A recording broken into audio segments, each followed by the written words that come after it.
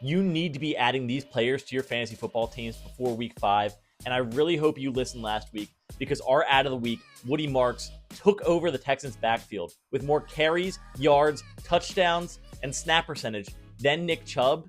So if you didn't grab him last week, check your waivers right now and spend all your fab to make sure you snag Woody Marks. And with bye week starting up, you might need a quarterback. Jackson Dart looked great in his debut. Nothing too flashy, but he has the rushing upside, over 50 rushing yards on the day. That'll always raise the floor of a fantasy football quarterback. I like Jackson Dart's next 2 matchups, so I'll be grabbing him when I can. Another New York Giant to consider, Darius Slayton. Someone has to take over those outside targets from Malik Neighbors. Last year, we saw the same thing when Neighbors went down for injury for a couple weeks. It was Darius Slayton.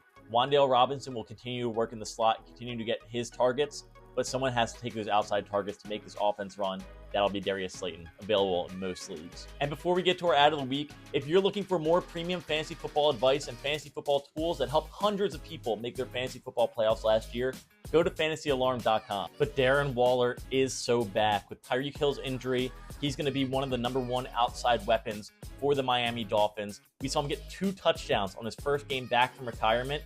He is a must-add this week for me in what's been a weird tight end position this year in fantasy.